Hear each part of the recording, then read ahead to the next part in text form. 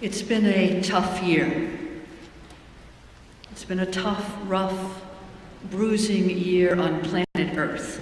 Somebody say amen. Amen. In fact, the Oxford English Dictionary's word of the year, the word for 2018, sums it up.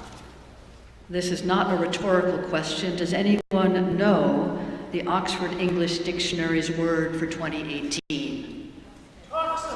Toxic. Toxic. And that's not the half of it.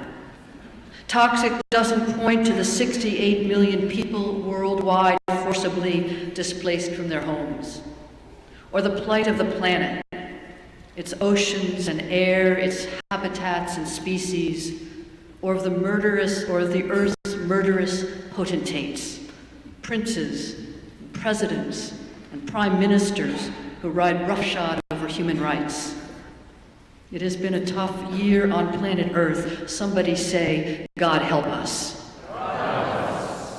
Here's why I think you came here tonight, came to church tonight, bundled up against the chill air, left the warmth of hearth and home to come out to church tonight. Because here, now, on this night, we sing and pray and read of something else, something better. We sing and pray and read of nothing less than a redeemed world. In the hush of this evening's work, in the ceremony and the mystery of it, in the scent of pine, in the gaiety of greenery and red poinsettias, in our songs ascending to the high rafters, in the invocation of a story dipped in silver and gold, a story of winged angels and dear shepherds, of ancient scholars searching the night sky to follow a star, in the story of a girl, pregnant yet unmarried, in the story of a holy family, God's own family, made refugees by the murderous lust of a jealous potentate.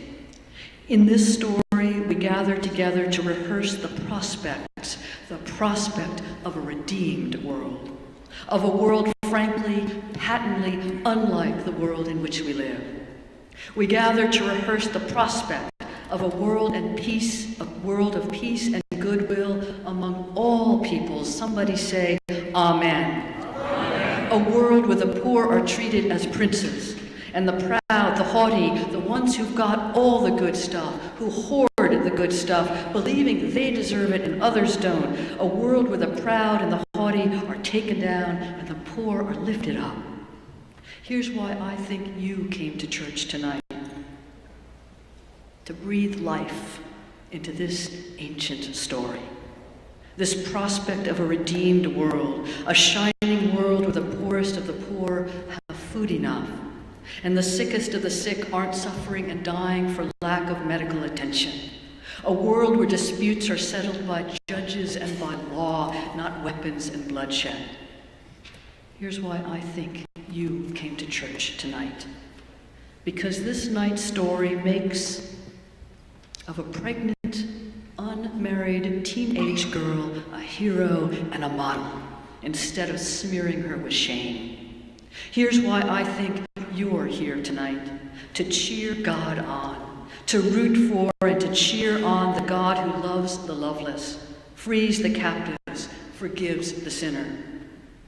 This story we tell tonight and sing tonight, this story wrapped in shining carols and splendid lessons, wrapped in shimmering anthems, this story revealed by the light of candles, by candles lit, defiantly lit against the world's darkness, lit against all the world's cynicism and the world's barbarism, lit against the world's vulgarities, lit to shed light on, to reveal all the ugly isms. In this story, tonight's story, are met the hopes and dreams of all of us. Somebody say, Amen. Amen. I think you're here tonight because the world, as you and I know it, is ungodly and unjust and unfair. I think you're here tonight because you believe in justice and ache for fairness. And because here and now, in this night's story, we affirm and aver that if we humans fail at fairness and founder at justice on earth, at least we know God intends it and will make it so one day. Just look at the carol we're about to sing. Hark the herald angels sing. It's a carol about peace on earth, for God's sake. It's a carol about mercy and sinners reconciled and joyful nations. And you could say of this, balderdash, rubbish, stuff and nonsense, twaddle. What fairy tale are you selling us, Taylor? You could say, wake up, Taylor, smell the coffee. It's dog eat dog out there. It's vicious out there. It's red in tooth and claw out there. The rich win, the poor lose. You could say to me, Taylor, get a grip. Or you could say this. On Christmas Eve, the great prophets of the Hebrew Scriptures, together with angels and magi and peasant shepherds and an unwed teenager about to give birth together, this ragtag band paints the image of a redeemed world. And I don't know about you, but as for me, I'm all in. Put me down, sign me up. I'm planting stakes in that kind of world, in that kind of future. The world of Christmas Eve, the world of Christmas morn. It's not unlike the image of this earth captured from the moon, from the astronauts of Apollo 8 on Christmas Eve 50 years ago tonight. The sight of our lovely planet, blue and green and turning in the soft darkness, the deep velvet darkness of space. An image of our planet as God willed it into being. An image that reveals our common human destiny on a fragile globe turning in the dark of space. Now, the Oxford English Dictionary declares that the word of 2018 is toxic, and I get it. I've lived there for the past 12 months, and I think you have too.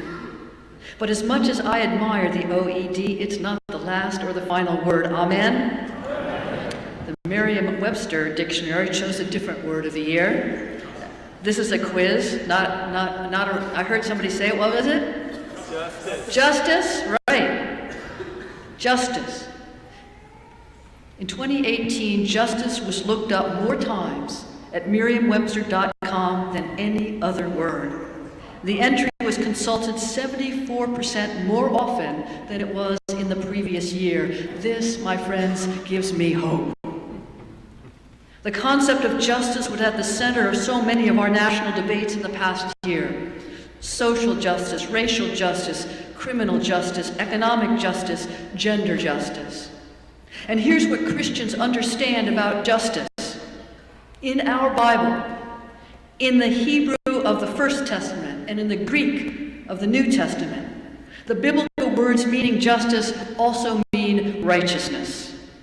In the biblical worldview, justice and righteousness, they are interchangeable. They are, in fact, inseparable. They're the same thing. You can't be righteous without doing justice. It's that simple. It's that hard. I think you're here tonight because you understand that we are locked in battle. The forces of evil, toxic forces, forces of cruelty, of craven greed, and incivility are fighting against the forces of good, of justice, righteousness, equality, kindness, and mercy. If you're here tonight for this story, the story of this sorry world redeemed, if you're willing to fight this fight, join this battle, please say amen. Amen. Let's get on with it.